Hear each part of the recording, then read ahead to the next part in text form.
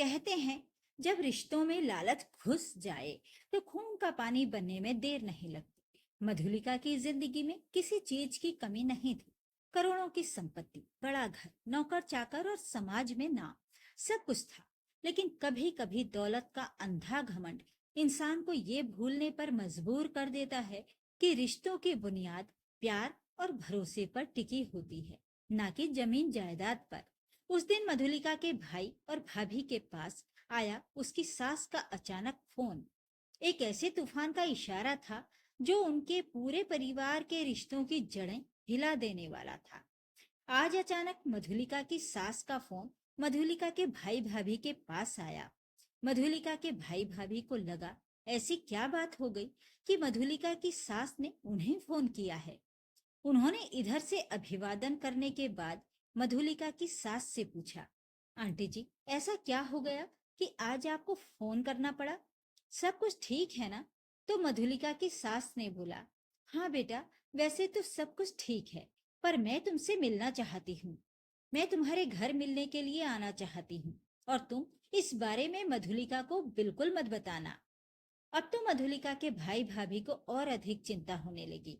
उन्हें लगा कि ऐसा क्या हो गया है कि मधुलिका की सास उनसे मिलने उनके घर आना चाहती है, वो भी मधुलिका को बताए बिना। मधुलिका के माता पिता अब इस दुनिया में नहीं थे। मायके के नाम पर बस मधुलिका के भाई भाभी थे।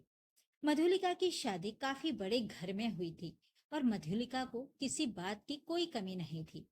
मधुलिका का एक देवर था जो कि विदेश में रहता था और वहीं नौकरी करता था। सब कुछ ठीक ठाक चल रहा था। खैर, अब जब मधुलिका की सास मिलने के लिए आना चाह ही रही थी, तो मधुलिका के भाई भाभी ने उनसे बोल दिया, ठीक है, आप जब चाहें आ सकती हैं। हम मधुलिका को इस बारे में कुछ नहीं बताएंगे। तो मधुलिका की सास ने बोला, ठीक है, कल दोपहर 2 बजे तक मैं तुम्हारे घर आऊंगी। बहुत ही जरूरी बात करनी है, तुम दोनों घर पर जरूर रहना। तो मधुलिका के भाई भाभी ने कहा, बिल्कुल, हम आपका इंतजार करेंगे। आपका स्वागत है हमारे घर में। अगले दिन दोपहर में मधुलिका की सास मधुलिका के मायके पहुंच चुकी थी। चाय नाश्ता करने के बाद मधुलिका के भाई भाभी की बेचैनी बहुत बढ़ चुकी थी। उन्होंने बोला, आंटी जी, अब जल्दी बताइए, ऐसा क्या हो गया जो आपको हमारे घर मिलने आना पड़ा, वो भी मधुलिका को बताए बिना? हमें बहुत घबराहट हो रही है। इस पर मधुलिका की सास ने बोला, हाँ, थोड़ी चिंता की बात तो है ही। तुम लोग तो मधुलिका के भाई भाभी हो, मधुलिका का नेचर अच्छे से जानती हो। वो बहुत ही जिद्दी और स्वार्थी टाइप की लड़की है। उसे सिर्फ अपना स्वार्थ दिखता है और कुछ नहीं दिखता। बताओ क्या कमी है उसे?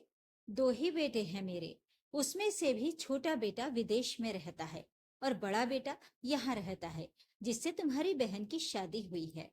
कोई जिम्मेदारी नहीं, सब अपने आप में अच्छे से सेटल हैं। मेरी भी कोई जिम्मेदारी किसी के ऊपर नहीं है। मेरे पति ने मेरे लिए काफी ज्यादा संपत्ति छोड़ रखी है, तो मेरा खर्चा उठाने के लिए किसी को अतिरिक्त भार नहीं पड़ता। और मेरे लिए मैंने अलग से नौकरानी रखी हुई है जो मेरी सारी सेवा और खाना पीना करती है।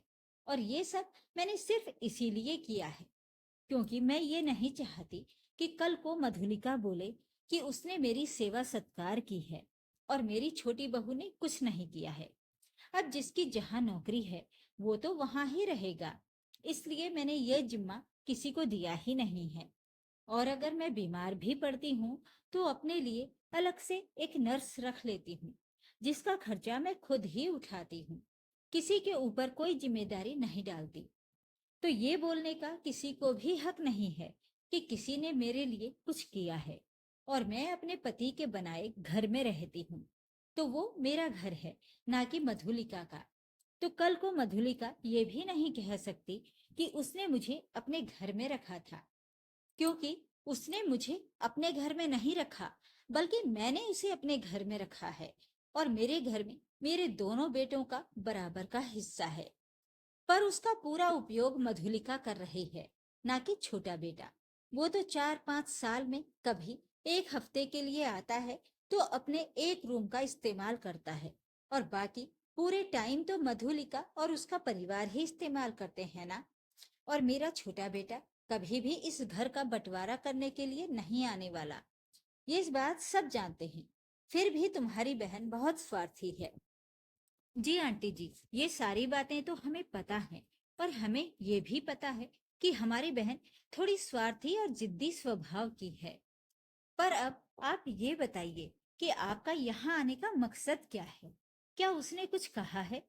इस पर मधुलिका की सास ने बोला, उसने कुछ कहा नहीं है, बल्कि उसने बहुत बड़ी करामात की है और उसे ऐसा लग रहा है कि मुझे इस बारे में कुछ भी नहीं पता। लेकिन मुझे इस बारे में सब कुछ पता है। लेकिन मैंने सोचा पहले तुम लोगों से बात करके देखती हूँ। तुम लोग उसे समझा दो तो ठीक रहेगा। जी आंटी जी, हम मधुलिका से इस बारे में जरूर बात करेंगे। पर आप पहले वजह तो बताइए कि मधुलिका ने क्या किया है? भाई ने फिर से पूछा। तब मधुलिका की सास ने बोलना शुरू किया।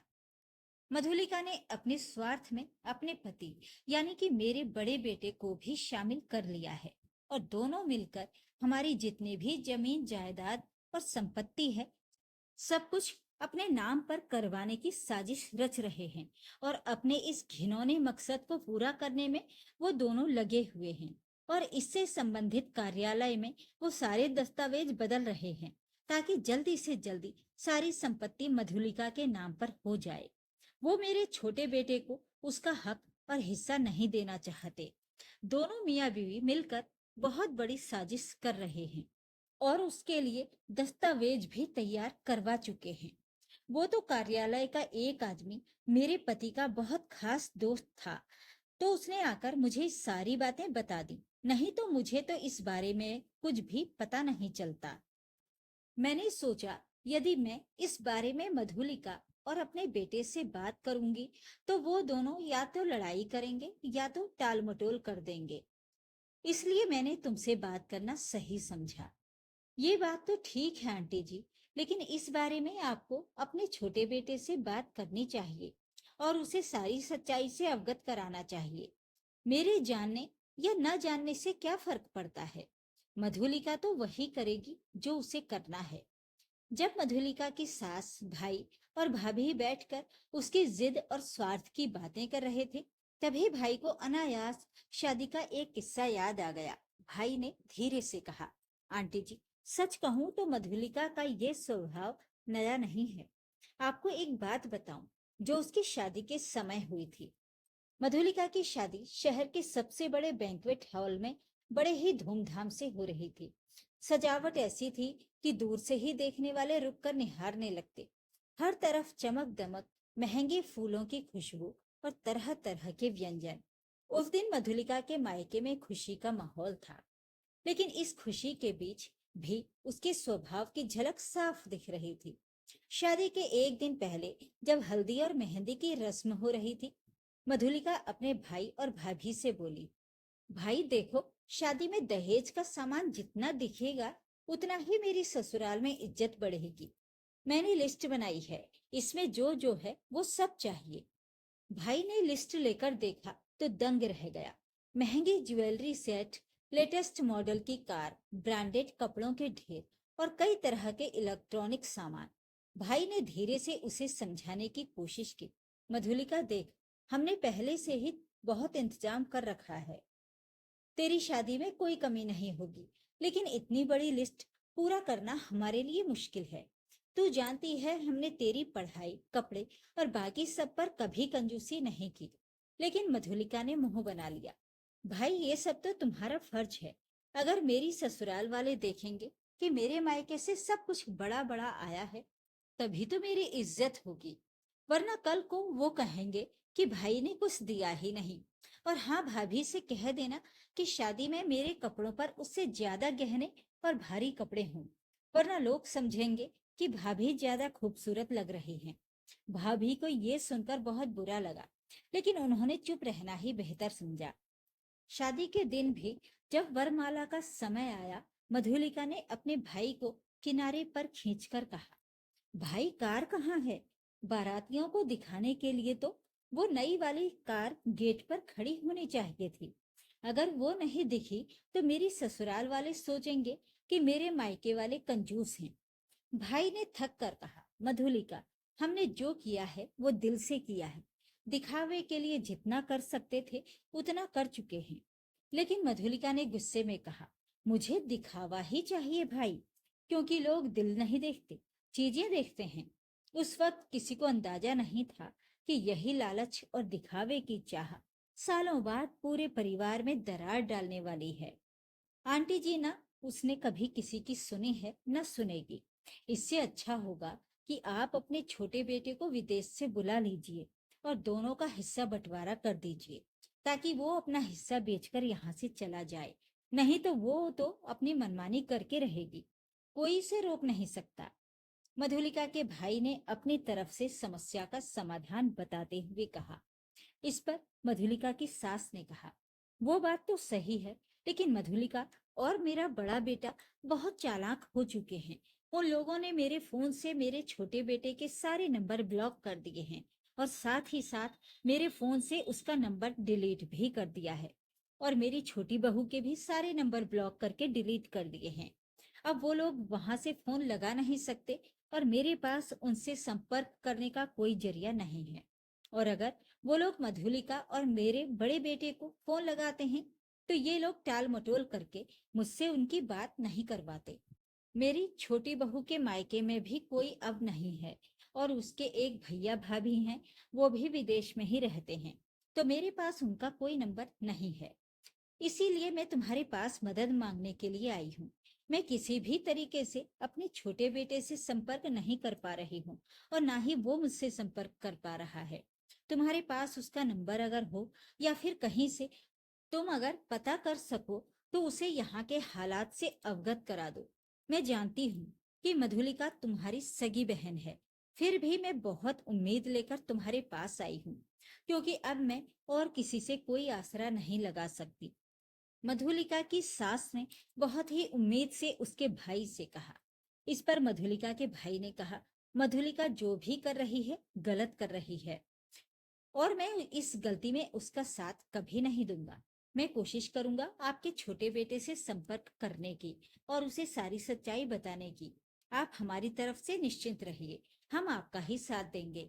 मधुलिका के भाई ने सोचा कि मधुलिका के देवर से कैसे संपर्क साधे, क्योंकि मधुलिका के देवर का नंबर तो उसके पास भी नहीं था। फिर उसने सोचा कि मधुलिका के देवर उसके फेसबुक फ्रेंड्स में हैं। उसने फेसबुक मैसेंजर पर मधुलिका के देवर से संपर्क किया। मधुलिका का देवर परेशान हो गया कि आज भाभी के भाई का फोन क्यों आ रहा है, कहीं कोई अनहोनी तो नहीं हो गई। उसने घबरा कर पूछा, क्या बात हो गई भैया? तो मधुलिका के भाई ने उसे सारी सच्चाई से अवगत कराया और बोला, तुम लोग जल्द से जल्द यहाँ आ जाओ, नहीं तो तुम लोग अपनी सारी संपत्ति से हाथ धो बैठोगे। मधुलिका मेरी सगी बहन है, पर मैं नहीं चाहता कि किसी भी भाई के साथ नाइंसाफी हो। मधुलिका के देवर ने बोला, भाभी ऐसा कैसे कर सकती हैं? हम लोग विदेश में रहते हैं और विदेश में सब कुछ कितना महंगा है, ये हम बहुत अच्छे से जानते हैं। हमने अभी तक अपना कोई घर यहाँ पर नहीं खरीदा है, क्योंकि यहाँ के खर्चे बहुत ज्यादा हैं।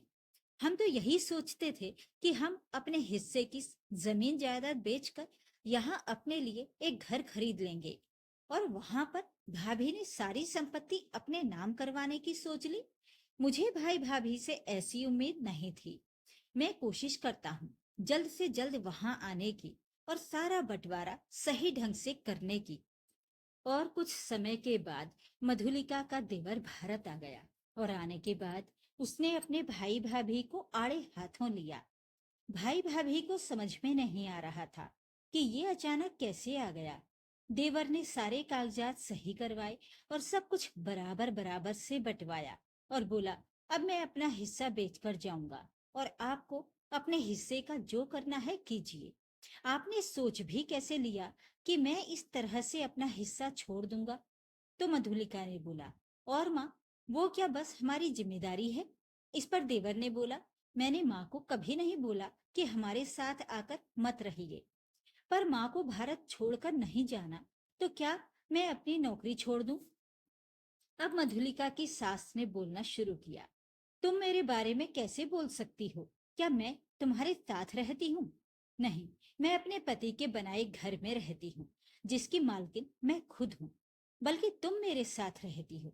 क्या मैं तुम्हारा खाती हूँ? नहीं, मैं अपने पति के पैसों का खाती हूँ, क्योंकि इस घर का राशन पानी मेरे पैसों से आता है, ना कि तुम्हारे।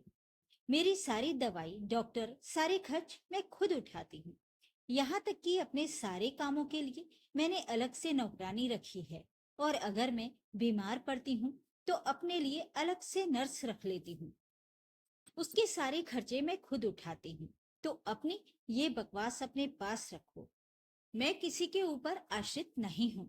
और इस घर में मेरे बाद जितना हक तुम्हारा है, उतना ही हक मेरे छोटे बेटे का भी है। अब मधुलिका और उसके पति की सारी पोल खुल चुकी थी और अब वो कुछ कर भी नहीं सकते थे। साथ ही साथ मधुलिका को ये भी पता चल चुका था कि ये सब करने में उसके अपने भाई ने उसकी सास और देवर की मदद की है।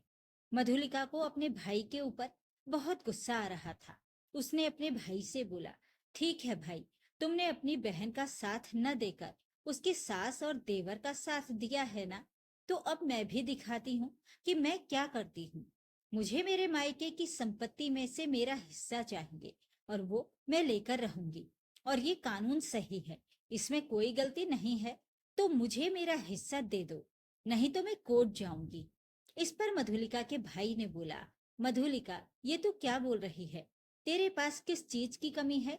करोड़ों की संपत्ति की मालकिन है तू। किसी भी चीज की कोई कमी नहीं है तेरे पास। मेरे पास तो ज्यादा कुछ नहीं है, और जो है उसमें भी तुझे आधा दे दूंगा। तो फिर मेरे पास कुछ खास नहीं बचेगा। जब तुझे जरूरत ही नहीं है, तब तू हिस्सा बंटवारा क्यों करवाना चाहती है? तेरे पास तो वैसे भी अकूत संपत्ति है।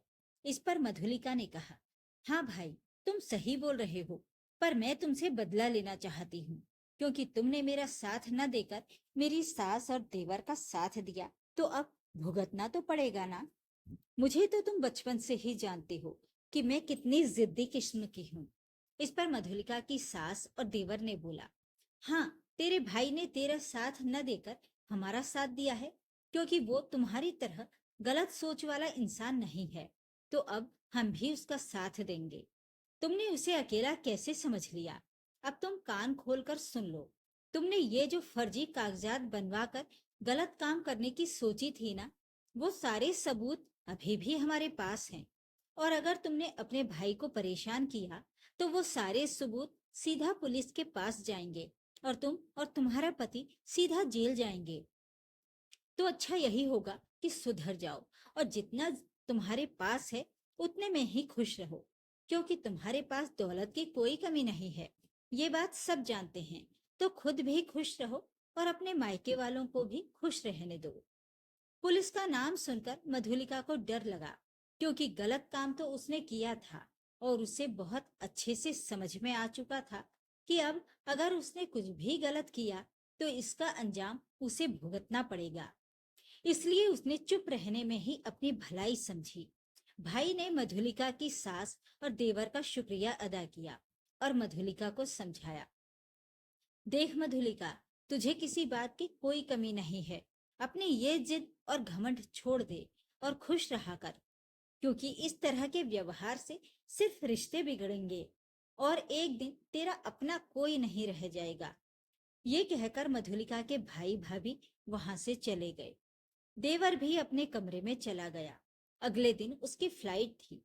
सासू माँ ने भी बोला, मधुलिका, तू अगर सुधर जाएगी तो तेरे लिए ही अच्छा रहेगा।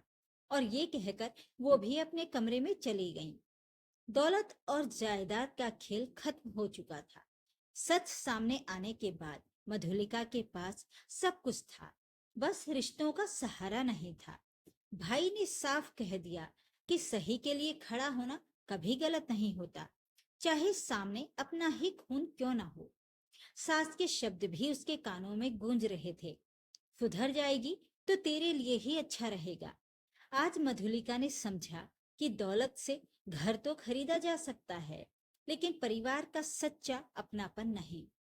लालच के सौदे में कोई नहीं जीतता, सब हार जाते हैं। और सबसे बड़ी हार होती है इंसानियत की।